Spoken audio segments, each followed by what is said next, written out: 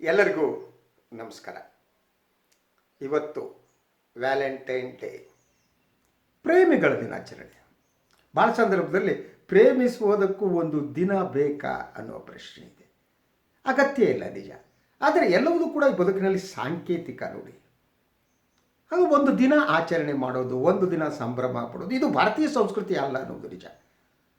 ಆದರೆ ಇಡೀ ಇವತ್ತಿನ ಸಂದರ್ಭದಲ್ಲಿ ಇಂತಹ ದಿನಾಚರಣೆಗಳು ಇವೆ.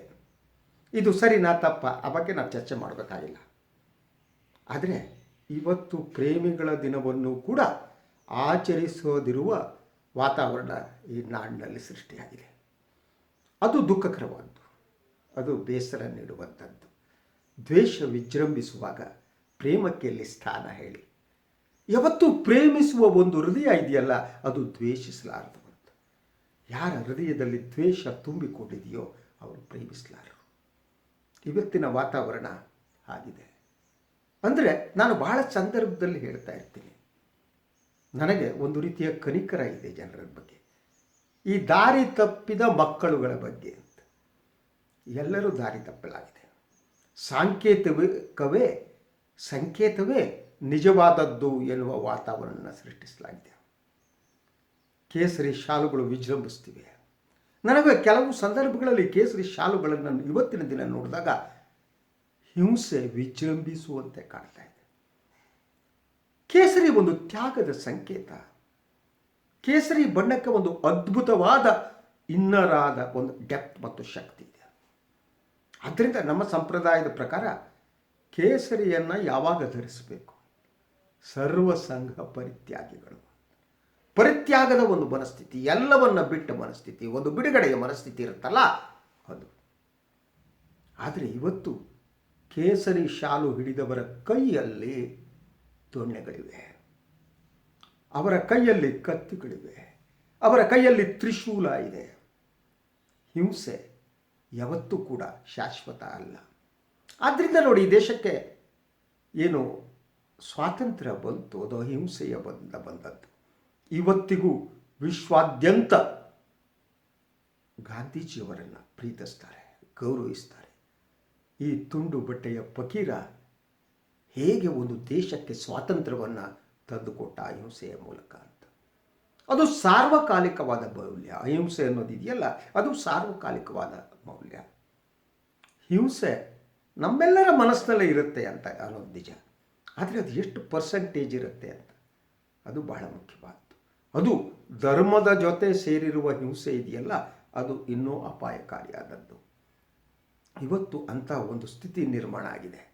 ಪ್ರಾಯಶಃ ಪ್ರೀತಿಸುತ್ತಿರುವ ಹೃದಯಗಳು ಅಳುತ್ತಾ ಇರ್ಬೋದು, ಪ್ರೀತಿಸುತ್ತಿರುವ ಹೃದಯಗಳು ರೋಧಿಸ್ತಾ ಇರ್ಬೋದು, ನೋವು ಪಡ್ತಾ ಇರ್ಬೋದು. ಆದ್ದರಿಂದ ನನಗನ್ಸುವಾಗ ಇವತ್ತಿನ ಯುವಕರಿಗೆ ಪ್ರೀತಿಸುವುದನ್ನು ಕಲಿಸಬೇಕಾಗಿದೆ. ಪ್ರೀತಿಸುವುದು ಹೇಗೆ? ಪ್ರೀತಿಸುವುದಕ್ಕೆ ಒಂದು ಮುಕ್ತವಾದ ಹೃದಯ ಬೇಕು, ದ್ವೇಷಿಸುವುದಕ್ಕೆ ಬೇಕಾಗಲ್ಲ. ಅದಕ್ಕೆ ನಾನು ಎಲ್ಲೋ ನೋಡ್ತಾ ಇದ್ದೆ, ಗಾಂಧಿಯಾಗುವುದು ಕಷ್ಟ, ಗೋಡ್ಸೆಯಾಗುವುದು ಸುಲಭ. ಕೇವಲ ಒಂದು ಬಂದೂಕನ್ನು ಹಿಡಿದು ಎಲ್ಲೋ ಹೋಗಿ ನಿಂತು ಗುಂಡು ಹಾರಿಸ್ಬಿಟ್ರೆ ಅವನು ಗೋಡ್ಸೆ ಆಗಬಲ್ಲ. ಗಾಂಧಿಯ ಹಿಂದೆ ಒಂದು ತಪಸ್ಸಿದೆ, ಒಂದು ಹೋರಾಟ ಇದೆ. ಗಾಂಧೀಜಿಯ ಬದುಕನ್ನು ನೋಡ್ತಾ ಬನ್ನಿ. ಇವತ್ತು ಗಾಂಧಿ ದ್ವೇಷ ಯಾವ ಹಂತಕ್ಕೆ ಹೋಗಿದೆ ಅಂದರೆ, ಗೋಡ್ಸೆ ದೇವಸ್ಥಾನವನ್ನು ಕಟ್ಟಲಾಗಿದೆ. ಆದರೆ ಈ ಇಂಡಿಯಾ ಅನ್ನುವ ದೇಶ ಇದೆಯಲ್ಲ, ಈ ದೇಶದಲ್ಲಿ ಸಂಪೂರ್ಣವಾಗಿ ಗಾಂಧಿಯನ್ನು ತಿರಸ್ಕರಿಸೋಕೆ ಸಾಧ್ಯ ಇಲ್ಲ. ಆ ಕಾರಣಕ್ಕೆ ನಾನು ಯಾವುದೋ ಒಂದು ಸಾಮಾಜಿಕ ಜಾಲತಾಣ ನೋಡ್ತಾ ಇದ್ದೆ. ನಮ್ಮೆಲ್ಲರ ಪ್ರೀತಿಯ ಪ್ರಧಾನಿ ನರೇಂದ್ರ ಮೋದಿಯವರು ಒಂದೆಡೆ ಗಾಂಧೀಜಿಗೆ ನಮಸ್ಕರಿಸ್ತಾ ಇದ್ದರು, ಇನ್ನೊಂದೆಡೆಗೆ ಗೋಡ್ಸೆಗೆ ನಮಸ್ಕರಿಸ್ತಾ ಇದ್ದರು. ಇದು ದ್ವಂದ್ವ, ಇದು ಅಪಾಯಕಾರಿ. ಯಾರು ಗಾಂಧಿಯನ್ನು ಪ್ರೀತಿಸ್ತಾನೋ ಅವನು ಗೋಡ್ಸೆಯನ್ನು ಪ್ರೀತಿಸೋಕೆ ಸಾಧ್ಯವೇ ಇಲ್ಲ. ಗೋಡ್ಸೆಯನ್ನು ಇಷ್ಟಪಡುವವರು ಅಪಾಯಕಾರಿಯಾದದ್ದು. ಗಾಂಧಿಯನ್ನು ಇಷ್ಟಪಡುವವರು ಕಟ್ಟುವವರು, ಕೆಡವವರಲ್ಲ. ಗೋಡ್ಸೆವಾದಿಗಳು ಕೆಡುವವರು. ಅವರು ಏನನ್ನೂ ಕಟ್ಟಲಾರರು. ಏನನ್ನೂ ಕಟ್ಟುವ ಶಕ್ತಿ, ಸಾಮರ್ಥ್ಯ ಅವರಿಗೆ ಇಲ್ಲ ಅಂತ ನೋಡಿ. ಇವತ್ತು ಹೈಸ್ಕೂಲ್ಗಳು ಪ್ರಾರಂಭ ಆಗ್ತಾ ಇವೆ, ಕಾಲೇಜು ಕೂಡ ಪ್ರಾರಂಭ ಆಗ್ಬೋದು ಸದ್ಯದಲ್ಲಿ. ಆದರೆ ಸಮಸ್ಯೆ ಏನು ಗೊತ್ತಾ? ವಿಭಿನ್ನ ಧರ್ಮದ ಇಬ್ಬರು ಹುಡುಗರು ದ್ವೇಷವನ್ನು ತುಂಬಿಕೊಂಡವರು ಅಕ್ಕಪಕ್ಕ ಹೇಗೆ ಕುಳಿತುಕೋತಾರೆ ಅವರು? ಹೇಗೆ ಸ್ನೇಹಿತರಾಗಿ ಇರ್ತಾರೆ ಅವರು? ಒಳಗಡೆ ದ್ವೇಷ ಇರುವಾಗ ಮನುಷ್ಯ ಸಂಬಂಧಗಳು ನಾಶ ಆಗಿ ಹೋಗಲ್ವಾ? ಜೊತೆಯಾಗಿ ಇದ್ದವರು, ಜೊತೆಯಾಗಿ ಶಿಕ್ಷಣ ಸಂಸ್ಥೆಗೆ ಬಂದವರು, ತಮ್ಮ ತಮ್ಮ ಮನೆಯಿಂದ ಕಟ್ಟಿಕೊಂಡು ತಂದಂಥ ಊಟ ತಿಂಡಿಯನ್ನು ಹಂಚಿಕೊಂಡು ತಿಂದವರು, ಪ್ರೀತಿಯ ಬಗ್ಗೆ ಮಾತನಾಡಿದವರು, ಪ್ರೀತಿಯ ಬಗ್ಗೆ ಕನಸು ಕಂಡವರು, ಭವಿಷ್ಯದ ಬಗ್ಗೆ ಕನಸು ಕಂಡವರು. ನಾನು ನಾಳೆ ಹೀಗಾಗಬೇಕು, ಡಾಕ್ಟರ್ ಆಗಬೇಕು, ಇಂಜಿನಿಯರ್ ಆಗಬೇಕು, ಸಾಫ್ಟ್ವೇರ್ ಕ್ಷೇತ್ರಕ್ಕೆ ಹೋಗಬೇಕು, ಹೀಗೆ ಹಲವು ಕನಸುಗಳನ್ನು ಅಕ್ಕಪಕ್ಕ ಹಂಚಿಕೊಳ್ಳುವವರಿದಾರಲ್ಲ, ಅವರ ಸ್ಥಿತಿ ಏನು? ಇದು ಇತ್ತೀಚಿನ ವರ್ಷಗಳಲ್ಲಿ ಶೈಕ್ಷಣಿಕ ಕೇಂದ್ರಗಳಲ್ಲಿ ಸೇರಿದ ರಾಜಕೀಯದಿಂದ ಆದದ್ದು ಅಂತ. ನಾವೆಲ್ಲ ಕಾಲೇಜಿಗೆ ಹೋಗ್ತಾ ಇದ್ವಿ. ನಾನು ಬೆಳಗಾವಿಯಲ್ಲಿ ಕಾಲೇಜು ಓದುವಾಗ ನನ್ನ ಪಕ್ಕದಲ್ಲಿ ಕ್ರಿಶ್ಚಿಯನ್ರಿದ್ದರು, ಮುಸ್ಲಿಮರಿದ್ದರು, ಕನ್ನಡಿಗರಿದ್ದರು, ಮರಾಠಿ ಭಾಷಿಕರಿದ್ದರು. ನಾವು ಭಾಷೆಯನ್ನು ಕಲಿತಿದ್ವಿ, ನಾವು ಬದುಕುವುದನ್ನು ಕಲಿತಿದ್ವಿ. ನಮ್ಮ ಮನಸ್ಸಿನ ಒಳಗಡೆ ವಿಷ ಇರಲಿಲ್ಲ, ವಿಷ ತುಂಬುವವರು ಇರಲಿಲ್ಲ. ಆದರೆ ಇವತ್ತಿನ ಪರಿಸ್ಥಿತಿ ಹೇಗೆ ಬದಲಾಗಿದೆ ನೋಡಿ. ಬಹುತೇಕ ಕಾಲೇಜುಗಳಲ್ಲಿ ಪ್ರಾಧ್ಯಾಪಕರು ಮತ್ತು ಆಡಳಿತ ಮಂಡಳಿಯವರೇನಿದ್ದಾರೆ ಅವರು ಕೋಮುವಾದಿಗಳಾಗಿದ್ದಾರೆ, ಅವರು RSS ಏಜೆಂಟರಾಗಿದ್ದಾರೆ, ಅವರು ನಾಗ್ಪುರದ ಪ್ರತಿನಿಧಿಗಳಾಗಿದ್ದಾರೆ. ಇವರಿಂದ ನಾವು ಏನನ್ನು ನಿರೀಕ್ಷೆ ಮಾಡೋಕ್ಕೆ ಸಾಧ್ಯ? ನಾನು ಅವ್ರು ಯಾವನೋ ಸುವರ್ಣ ಅಂತ ಉಡುಪಿಯ ಯಾವುದೋ ಕಾಲೇಜಿನ ಉಪಾಧ್ಯಕ್ಷನಂತೆ, ಆತ ಮಾತನಾಡುವುದನ್ನು ನೋಡಿ ನನಗೆ ಎಲ್ಲಿವರೆಗೆ ಬಂದ್ವಿ ನಾವು ಅಂತ ಅನಿಸೋದು ಪ್ರಾರಂಭ ಆಯಿತು. ನಾನು ಈ ಮೊದಲೇ ಹೇಳಿದಾಗ ಇಡೀ ಪ್ರಕ್ರಿಯೆಗಳಲ್ಲಿ ಮಾಧ್ಯಮಗಳು ಸೇರಿಕೊಂಡು, ಮಾಧ್ಯಮಗಳು ಪ್ರೀತಿಸುವುದನ್ನು ಕಲಿಸಲಿಲ್ಲ. ಮಾಧ್ಯಮಗಳು ನೀವು ಪರಸ್ಪರ ಪ್ರೀತಿಸಿ ಅಂತ ಹೇಳಲಿಲ್ಲ. ಮಾಧ್ಯಮಗಳು ದ್ವೇಷಿಸುವುದನ್ನು ಕಲಿಸಿದ್ವು. ದ್ವೇಷದ ಬೆಂಕಿಗೆ ತುಪ್ಪ ಹಾಕುವ ಕೆಲಸವನ್ನು ಮಾಧ್ಯಮಗಳು ಮಾಡ್ತಾ ಬಂದರು, ರಾಜಕಾರಣಿಗಳು ಮಾಡ್ತಾ ಬಂದರು. ನೀವು ಈಶ್ವರಪ್ಪ ಅವರ ಇತ್ತೀಚಿನ ಹೇಳಿಕೆಯನ್ನು ಗಮನಿಸಿದರೆ, ಈಶ್ವರಪ್ಪನವರು ಈಗಾಗಲೇ ಕೃಷ್ಣ ಜನ್ಮಸ್ಥಾನದಲ್ಲಿ ಇರಬೇಕಾಗಿತ್ತು ಅವರು. ಆದರೆ ಅವರೊಬ್ಬ ಮಂತ್ರಿ, ಅವರು ಸಂವಿಧಾನ ವಿರೋಧಿಯಾಗಿ ಮಾತನಾಡ್ತಾರೆ, ಬೆಂಕಿ ಹಚ್ಚುವ ಮಾತನಾಡ್ತಾರೆ. ಕೇಸರಿ ಧ್ವಜವನ್ನು ಕೆಂಪು ಕೋಟೆಯ ಮೇಲೆ ಹರಿಸ್ತೀವಿ ಅಂತಾರೆ. ಎಲ್ಲಿಂದ ಈ ಕೇಸರಿ ಶಾಲುಗಳು ಬಂದವು ಅಂತ ಪ್ರಶ್ನಿಸಿದ್ರೆ ಅದು ರಾಮನ ಕೊಟ್ಟಿದ್ದು ಅಂತಾರೆ. ಇಂತಹ ಸಚಿವರು ಕರ್ನಾಟಕದ ರಾಜಕೀಯ ಇತಿಹಾಸದಲ್ಲಿ ನಾನೆಂದೂ ನೋಡಿಲ್ಲ. ಇಂತಹ ಕೋಮುವಾದವನ್ನು ನನ್ನ ಪತ್ರಿಕೋದ್ಯಮದ ಬದುಕಿನಲ್ಲಿ ನಾನೆಂದೂ ನೋಡಿಲ್ಲ. ದಿನದಿಂದ ದಿನಕ್ಕೆ ವಾತಾವರಣ ಹಾಳಾಗ್ತಾ ಇದೆ ಅಲ್ವಾ? ಸೊ ಇಂಥ ಸಂದರ್ಭದಲ್ಲಿ ಪ್ರೀತಿಯ ದಿನಾಚರಣೆ ಬಂದಿದೆ. ಜನ ಹೇಗೆ ಅಂತಂದರೆ, ಕೆಲವು RSS ಕಾಲಾಳುಗಳು ಸಾಮಾಜಿಕ ಜಾಲತಾಣಗಳಲ್ಲಿ ಹಾಕುತ್ತಿರೋದನ್ನು ನೋಡಿದೆ. ಪಾಕಿಸ್ತಾನದಲ್ಲಿ ವ್ಯಾಲೆಂಟೈನ್ ಡೇ ಇಲ್ಲ. ಅಲ್ಲಿ ವ್ಯಾಲೆಂಟೈನ್ ಡೇಯನ್ನು ಆಚರಿಸಿದರೆ ಅಥವಾ ಒಬ್ಬ ಹುಡುಗ ಹುಡುಗಿ ಹೊರಗಡೆ ರೋಡಿಗೆ ಬಂದರೆ ಅವರನ್ನು ಹಿಡ್ಕೊಂಡು ಹೋಗಿ ಮದುವೆ ಮಾಡಲಾಗುತ್ತೆ. ಅದಕ್ಕೆ ಹೋಲಿಕೆ ಮಾಡಿ ಪಾಕಿಸ್ತಾನದಲ್ಲಿ ಹೀಗಾಗಿದೆ ಅಂತ ಮಾತಾಡ್ತಾರೆ. ಅಲ್ಲಾಣಯ್ಯ, ಇಂಡಿಯಾದಲ್ಲಿ ಏನಾಗಿದೆ ಹೇಳಪ್ಪ? ನೀವೆಲ್ಲ ಇಂಡಿಯಾದಲ್ಲಿ ಏನು ಮಾಡಿದಿರಿ ನೋಡ್ರಪ್ಪ. ನಮ್ಮ ಹಿಂದೂ ಧರ್ಮ ಕಲಿಸಿದ್ದು ಇದನ್ನು. ಹಿಂದೂ ಧರ್ಮ ಪ್ರೀತಿಯನ್ನು ಕಲಿಸಿದೆ ಕಣ್ರಿ. ನಿಮ್ಗೆ ಅರ್ಥ ಆಗಲ್ಲ. ನೀವು ರಾಮಕೃಷ್ಣರನ್ನು ಅರ್ಥ ಮಾಡಿಕೊಂಡ್ರೆ ಹಿಂದೂ ಧರ್ಮದ ಒಂದು ಹಂತದವರೆಗೆ ಅರ್ಥ ಮಾಡಿಕೊಂಡ್ರೆ. ಕೃಷ್ಣನಂತಹ ಪ್ರೇಮಿ ಯಾರೂ ಇಲ್ಲ. ಶ್ರೀಕೃಷ್ಣ ಇಂಡಿಯಾದ ಮೊದಲ ರಾಜಕಾರಣಿಯಾಗಿದ್ದ. ಶ್ರೀಕೃಷ್ಣ ನಮ್ಮ ಸಂಸ್ಕೃತಿಯ ಮೊದಲ ಪ್ರೇಮಿಯಾಗಿದ್ದ. ಕೃಷ್ಣನಿಗೆ ಪ್ರೇಮಿಸುವುದು ಗೊತ್ತಿತ್ತು. ಕೃಷ್ಣನ ದ್ವೇಷ ಕೂಡ ಪ್ರೇಮವಾಗಿ ಬದಲಾಗಬಲ್ಲವುದಾಗಿತ್ತು ಅಂತ. ಕೃಷ್ಣ ಅಂತಹ ಮೇರು ವ್ಯಕ್ತಿತ್ವದವನು. ಕೃಷ್ಣನಿಂದ ನಾವು ಏನು ಕಲಿಯೋಣ? ಏನು ಕಲ್ತಿದ್ದೇವೆ? ಭಗವದ್ಗೀಟ ಹಿಡಿಯುವುದನ್ನು, ತ್ರಿಶೂಲ ಹಿಡಿಯೋದನ್ನು, ಅನ್ಯ ಧರ್ಮೀಯರನ್ನು ಹೀಗಳೆಯುವುದನ್ನು, ಅನ್ಯ ಧರ್ಮೀಯರ ಮೇಲೆ ದಬ್ಬಾಳಿಕೆ ಮಾಡುವುದನ್ನು, ಏನನ್ನ ಕಲಿಸಿದ ಶ್ರೀಕೃಷ್ಣ ನಮಗೆ? ಶ್ರೀಕೃಷ್ಣ ನಮಗೇನು ಕಲಿಸದೇ ಇದ್ದರೆ ಮಹಾಭಾರತ ಮತ್ತು ರಾಮಾಯಣಗಳು ಏನಿವೆ ಅದನ್ನು ಓದುವುದಕ್ಕೂ ನಾನು ಅರ್ಹರಲ್ಲ, ಹಿಂದೂ ಧರ್ಮದ ಬಗ್ಗೆ ಮಾತನಾಡೋದಕ್ಕೂ ನಾನು ಅರ್ಹ.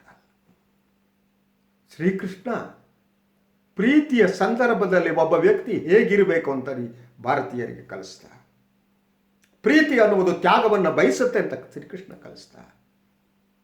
ಪ್ರೀತಿ ಅನ್ನುವುದು ಹೃದಯ ವೈಶಾಲ್ಯ ಅನ್ನುವುದನ್ನು ಶ್ರೀಕೃಷ್ಣ ಕಲಿಸ್ತಾ. ಅಗಾಧವಾದ ಪ್ರೇಮಿ ಅವನು.